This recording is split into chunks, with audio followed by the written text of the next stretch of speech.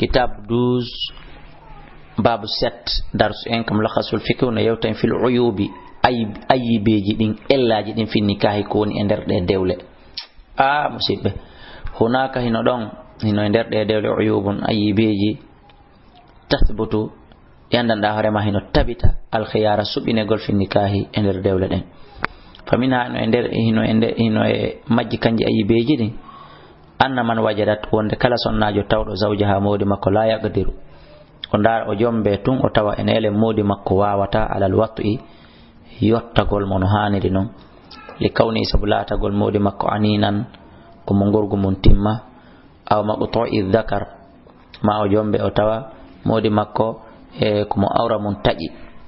falaha haray don debbo no mari durwa al fusxu bonnugol dewgal ngal fes si tay woni hawrira naali mon haray mo mari durwa felore kadi fus jokkama islam no jonni mo plein raison wa in adda'at wa in udiat stayoni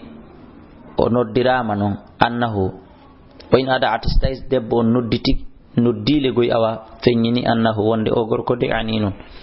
ko mo tuba mo mai fa qarra bi dhalika gorko on girritike dum ajala sanatan haray ko yo wade lajal hitande fa in watu fiha e der den hitande don si tawi gorko wawi yottade makko awa dewgal ngal tabita walla sona dum falare noden sona jon al fusqu bonutugol dewgal ngal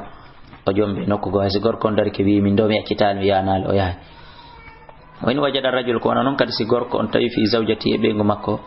ayiban ayibe yamna ul wat'a mono hadamo yottagol e makko masalan wata bengo makko enele ellaaji boy di tawata no metti fi wolugol karrata kay wana masalan ota sonnajo makko on ko kolondirdo tawa on accayake tawa awra on wawata natude wala yumkinu tawa ne wata ko non zawalahu iwugol konko kolondiri don fiw ya ta ko labtani ha dum don iwa aray falaw no dani gorko ngal fosco bonu to gol dewgal don sabu ko welno rowi kordo yaay musibe julbe wakada ko non kadi man wajada kala tawdo minhuma man wujida afwan kala tawado minhuma mabbe kambe dido man wajada kala tawdo minhuma mabbe kambe dido o tawa fil akhari e dimmojo makkon ayiban ayibe mushtarikan kafido todo kal basur wanungu nyawiyete ngu basur wal junun e fetere wal barasu e ko wiyete kon damajang wal jadam e ko wiyete jazam ko tajata kulli wa qaru ra'si ko do woni e nyortagol goril hore wa bakhrul fami e lubugol hunduko tawa hunduko no lubita dum do na angal gosagol tawa gosagol ittata e sifadi do ayibeji ma pujade sellata masalan ma lungol lubugol kala tawdo dum do yebe ngumum ma kala debbo tawdo dum do e modi mum falaw hare no dan on tigi al khiyara subine gol ene tawakkili wondugol e makko horeni ba hari andano ka enele dum do hawranama ba andi yoni ko burani mo lima fi dhalika sabuko oni kon endero al halo minan nafrati imurde e riwugol nafore nde dala lallamat jonnon waden don pose seda jonnon no wodi buy e jibe okkitirtebe be yaabe tawra modi mabbe ni be nanele kambe be wakkilake be falaka be tortike hore mabbe wali yu debbo on e wali yu gorko on daro ina dum ko fenande ko don mayata mano wodi buy e worbe jombay be sonnabe ta jubbe hino sifori gotel e dido piiji gorko inna enele mi falaka odo wali yu gorko on e wali yu debbo daro ina dum ko fenande ko non maydata ay yo jama on wattu yili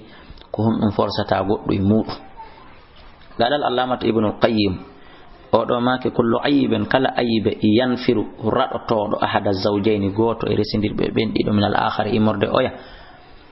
wala yahsul bihi tawata wawata ko hebade bihi sabu on ayibe do maqsudu ni kay fandude dewgangal be manata be wata battondirde be yottondira sabu on ella don yojibul khiyar haray on don waddini subingol oya so jabay on ay leydum do masibe waynondira wa innahu awla sabu wa innahu ko desangal ko rendigo awla buri handude min al bai'idi ngeygo walau hadasa si tawi kadi non fuddike sinkike kereyike بأحد الزوجين غوتو جنبنير ببندو عيب عيب بعد عقد باو دewgal humama falil akhar haray toujours hino wodani oya al khiyara subinagol masalan feno be jombiniri ella wo ala yaha don no ha guddum ella molana do hewtito oya hingoy haray ka jikke koyo oya wakkilo munyobe wonna kono dunga ka jikke ka sulhu amma ka force amma ka dina haray force ala ton haray fi kala hewtitimo si o yawi enele kanko awako ha do be wondi o wakkila kende kadi haray felore jokkamo dey koyo be sendinire wasbitu hino tabitira al khiyara subine gongol liman lam yarid wonande kala on mo yida yarlaki weltorali bil ayibe on min azawjani imorde mabbe kambe jombinirbe bendido walaw kana bihi haysilat ke makko ayibun ayibe mislahu sifa ko woni kon e oya o mughayarul lahu enele ma ko waylo ndirdum e makko hay na sifa oya ayibe ko woni oya woni e makko kono o ayibe ko woni makko do kadi o da hino wawi yerondirde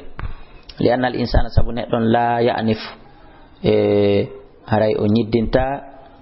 la ya'nif o wawata wutude min ayibi nafsi la ya'nif o nyiddinta min ayibi nafsi imorde ayibeji makko din ko ayibeji goddo din o wawata nyiddinde amara radiya kala weltordo minhuma e mabbe bi ayibil akhara e ayibe dimmo makko bien galande o wiata min on do raditu bihi min do mi weltori mo nan bay ko Allah wadiri ni min do hewtitimo min mi wakkilike mi andi tay ko feƴƴi kon o jaarama ari den weltanimo aw wajada minhu ma o tawa immorde mudum dalilu rida dalil weltorgol ma ilmihi wondude andugol mole bil ayibe o ayibe fala khiyara la wara don subinagol ala nama bada dal kabawdum mo ande ayibe on weltorimo aray fus ala ko waliya ben ara don kadi min mingol halay curkotogol ene hida wakkili wondugo e makko ri kan seeda haray dum ala to wa haythu yathbutu nuku ka tabitan tal yahdi ma goddo mabal khiyara subinagol fa innahu raidul la yatim wa watatimude illa indal hakim sona e jungo nyaawo bembe mana jungo imamu jungo justice lianna sabu kanko bihtaji lianna sabu kanko yahtaji on ko hato jini ila ijtihadi faade tinnagol dum don wa nazirin e darugol tasko fa yafsuhu bonna dewgal ngal hakim nyaawo on yatlubo dabbayra mallahu umma wodan dum al khiyar subinagol aw ya'danal ma o yanana limallahu umma wodani dum al khiyar subinagol fa yafsuhu bonna dewgal ngal wa inta masitim al fusxu bonnugol dewgal ngal qabla dukhuli ko adi be natude de suudu haray fala mahara la raison najo marahe tugol tengi fusdon لأن الفسخ سبب النقل دوغانغال إذا كان إن كان سنغالات كمنها لأن الفسخ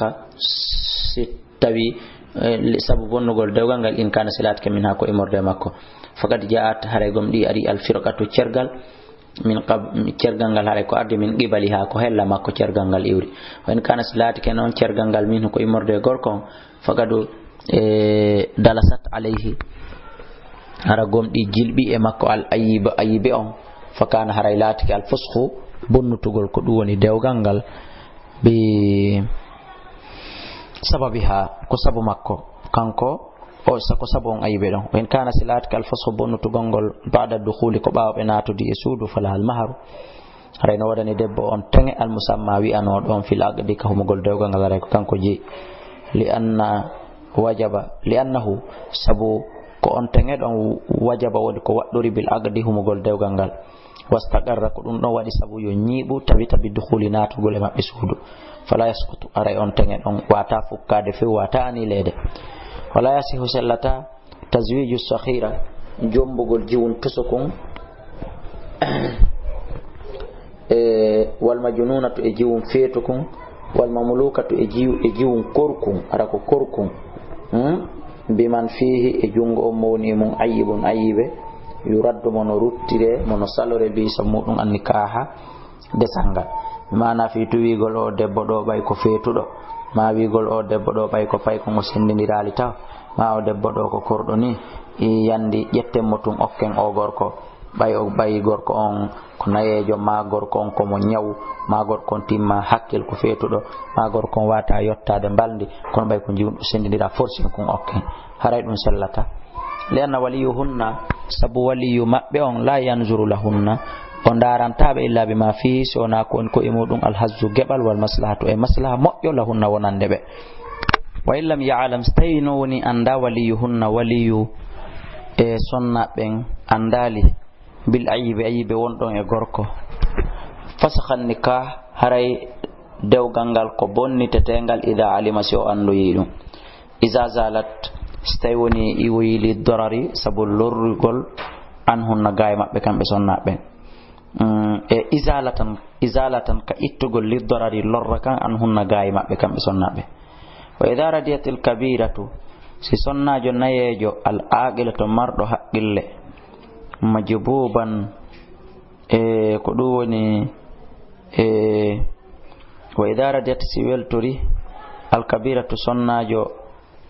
mawɗo marɗo duuɓi al aqilatu marɗo haqqille majbuban marɗo haqqille aw aninan ma ɗum wonɗo anin lam yamna'uha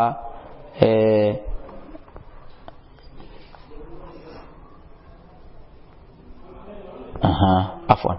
wa ida radiyat so tawi woni weltori al kabiratu sonnajo nayejo al aqilatu marɗo haqqille so tawi woni oɗo o weltori ko ɗum woni majbuban gorko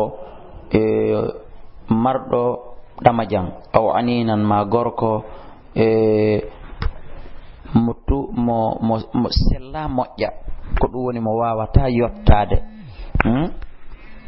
lam yamna'aha haray hanamo haɗude sakkomo waliyu ha waliyu makko on li anna al haqqa sabu noon no droit on ɗon haqqe on filwata e ko fika yottagol laha wonandemo duna gayri ha wona fi goɗɗum go so tawi woni jombeteɗo on wakkilike ɗum ɗon ɓay jombeteɗo on ko towa duuɓi so tawi ni jombeteɗo on ko jiwo hay so tawi woni kanko o weltori hara sellanta waliyu on jaɓugol woni radiyat so tawi woni noon o weltori bitta zawuji jombegol min majjunoni immorde feetuɗo wa majjudumin e marɗo nawnare taƴayde kolli o barasin ma ɗamajan fali waliyiha haray no wodani waliyu makko on man o ha sakka golmo min ho immorde on gorko ɗo li anna fi dhalika sabaha